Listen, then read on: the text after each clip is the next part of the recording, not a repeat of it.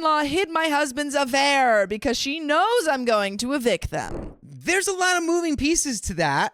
I can neither confirm nor deny the validity of these options yet. 2 months ago, I found out my husband had been cheating on me since we got married, which was almost a year ago. I have suspicions that it probably went much farther back than that, but I don't know how long it's been going on in total, and I personally don't want to know more details than I have to. By the way, this comes from Deleted, and if you want to submit your own stories, go to r/OKStorytime subreddit.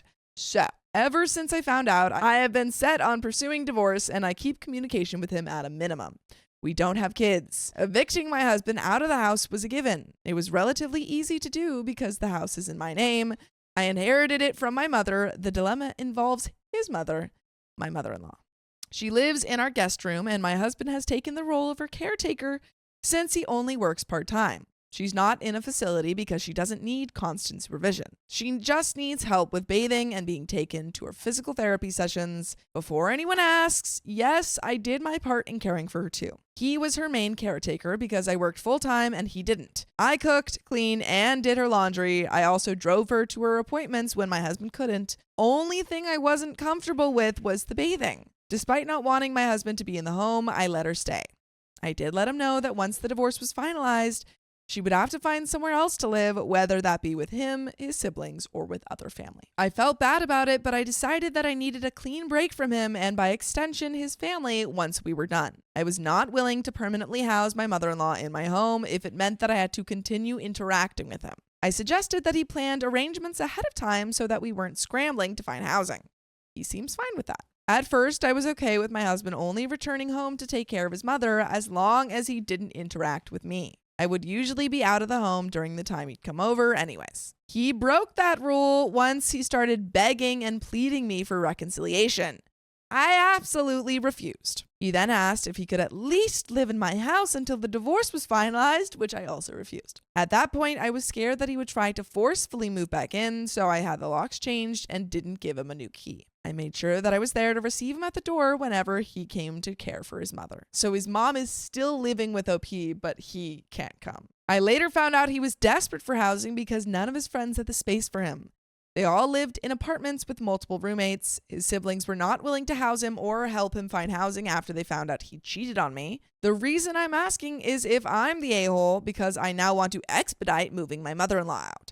She told me that she discovered that my husband was cheating on me over a year ago, which was also when we were still engaged. We were living in my house back then, and my idiot of a husband, then fiance, was caught because he brought one of his side pieces to our home. He thought my mother-in-law was fast asleep, but she wasn't. She later confronted him and threatened him to come clean to me or she would. My husband reassured her that he would tell me, but obviously never did. My mother-in-law kept quiet about it all this time because she believed I forgave him. Bingo, here we go. I was about to say there's only one situation where this is okay, and it's that exact situation. Well, she brought it up.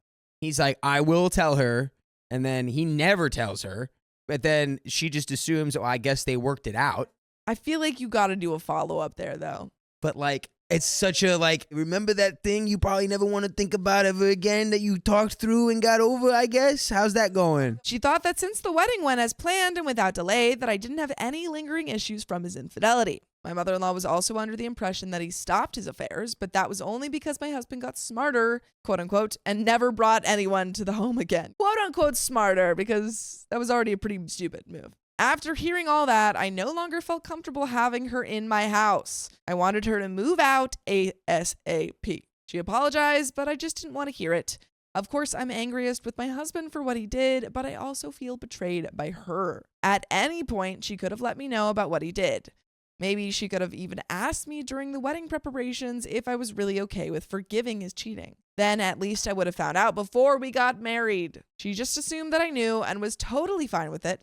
I know there are people who forgive their spouses for cheating, but I don't think that they act completely normal and happy, which is how I was. That's because I was in the dark about everything. I also feel like she should have been suspicious that we didn't cancel or postpone our wedding date, given that she discovered the cheating only a few months before it. I feel like either she's like kind of dumb or she didn't like fully believe that he said anything, but she didn't want to dig deeper. It's like she was kind of playing the mind your business card, and also the I don't want to take a side that's not my son's. And then also, I probably want to believe that my son's not a bad guy. There's a lot of interesting psychology going on in this decision to be quiet. For one, I'll give her the pass on that. But I don't think OP owes her living in her house. Does not owe her that. I just mean, I don't think that she was withholding it in a nefarious nature. I feel like most people would want to at least postpone the wedding to attend counseling, even if they forgave their spouse for cheating. I feel bad for her situation because she's an elderly woman, but as far as we know, she doesn't have any cognitive or mental health issues. Maybe you could say that my husband manipulated her, but I feel like there's no reason to be that trusting and obvious. My mother-in-law is not a stupid woman. I keep coming back to the idea that she just decided to side with her son instead of doing the right thing. The pessimistic side of me believes that my mother-in-law kept quiet because she wanted to remain living in my house. She knew that if I found out he was cheating, this exact situation would happen. I would let her stay for a while, but she'd have to move out after the divorce was finalized.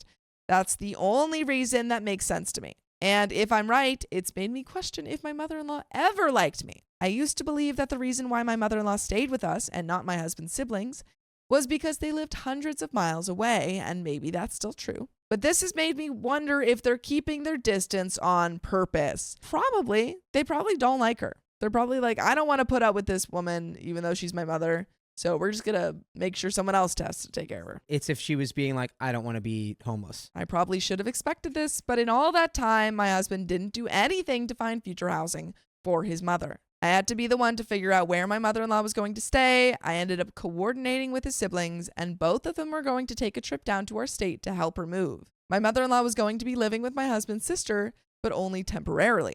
They had plans to have my mother-in-law permanently stay with her extended family. Ever since I made that call, I have received a lot of backlash from my husband, some of his friends, and her extended family. Some of them even made posts on Facebook criticizing me for throwing out an elderly woman to the streets. Now a lot of people I don't know are sending me nasty messages. But you guys can send a message to us. If you listen to full episodes with stories just like this, just go to Apple Podcasts, Spotify, or your favorite podcast app and search up OK Storytime. And that sends a great message. But there is a little bit left to this story. Do you have any final thoughts? It's crazily unfair to be like, you're throwing an old lady out on the street. It's like, well, it's real easy to say when a situation that's not impacting you. I wonder how many people who are yelling at you about how you're a bad person would do exactly what you're doing right now. How many old ladies are you taking care of? How many old ladies' children are actively cheating on you? But there is a little bit left to the story. Someone even tried to call into my work and get me fired. They're like, she's not taking care of the old lady. I suspect either my husband or my mother-in-law gave this person my work contact information since I don't have any social media presence that displays where I work.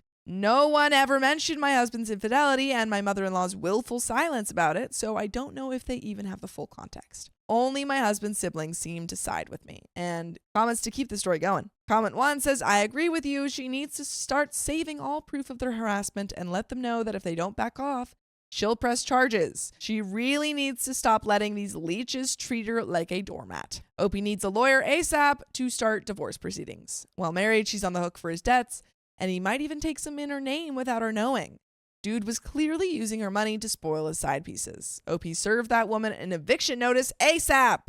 Don't let them guilt trip you. Ever thought about how your husband only married you to get a free caretaker for his mom? That's why she never told you about his affairs. They don't want to lose their maid, ATM, and nurse. You've been used while he lived like a single man. Stop buying stuff for mother-in-law and taking care of her.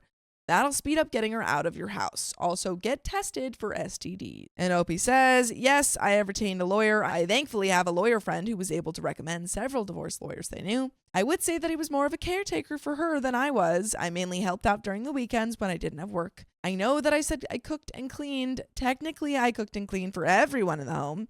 It wasn't like I made her specialized meals or anything. I was okay with him only working part-time because I made enough to support both of us.